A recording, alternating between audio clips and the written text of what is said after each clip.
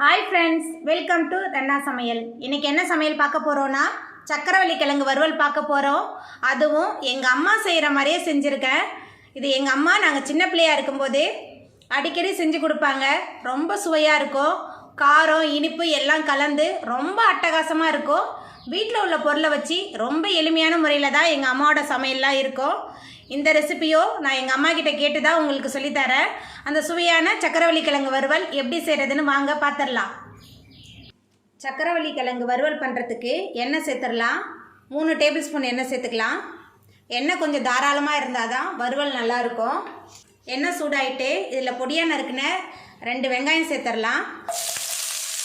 அது கூடவே 10 பல் பூண்டு இடித்து வச்சுருக்கேன், பூண்டு பல் சேர்த்துடலாம். ஒரு பச்சை மிளகாய் பொடியாக நறுக்கி வச்சுருக்கேன், பச்சை மிளகாய் சேர்த்துடலாம். கொஞ்சமாக கருவேப்பிலை. இப்போ எல்லாத்தையும் சேர்த்து நல்லா வதக்கிடலாம். வெங்காயம் பூண்டு பச்சை மிளகாய் எல்லாமே நல்லா வதங்கணும், நல்லா வதக்கிடலாம். இந்த சக்கரவள்ளி கிழங்கு வறுவல் ரொம்ப சுவையாக இருக்கும். வெங்காயம் பூண்டு பச்சை மிளகாய் எல்லாம் நல்லா வதங்கிருச்சு. இப்போ சக்கரவள்ளி கிழங்க வேக வச்சு எடுத்து வச்சுருக்கேன். இப்போ சக்கரவள்ளி கிழங்கு உள்ளே சேர்த்துடலாம். சக்கரவள்ளி கிழங்கு இனிப்பாக இருக்கிறனால தனி மிளகாய் தூள் 2 டேபிள் ஸ்பூன் சேர்க்குறேன். கொஞ்சமாக மஞ்சள் தூள், உப்பு சேர்த்துடலாம். சக்கரவள்ளி கிழங்குக்கு தேவையான அளவுக்கு உப்பு சேர்த்துடலாம்.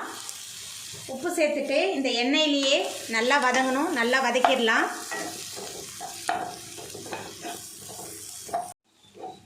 சக்கரவள்ளி கிழங்குக்கு நம்ம தண்ணியெலாம் எதுவுமே சேர்க்க வேணாம். நம்ம வேக வச்ச சக்கரவள்ளி கிழங்கு தான் சேர்த்துருக்கோம். இந்த எண்ணெயிலே நல்லா வதங்கணும்.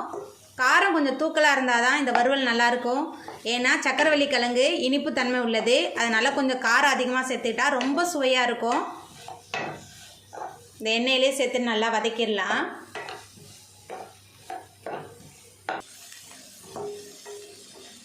அவ்வளோதாங்க, நம்மளோட சக்கரவள்ளி கிழங்கு வறுவல் ரொம்ப சூப்பராக ரோஸ்ட் ஆகி வந்துருச்சு. இப்போ நம்ம அடுப்பை ஆஃப் பண்ணிடலாம். அவ்வளோதாங்க, நம்மளோட சக்கரவள்ளி கிழங்கு வறுவல் ரொம்ப சூப்பராக ரெடி ஆகிட்டு. நீங்களும் உங்கள் வீட்டில் இந்த ஹெல்த்தியான சக்கரவள்ளி கிழங்கு வறுவலை செஞ்சு பாருங்கள்.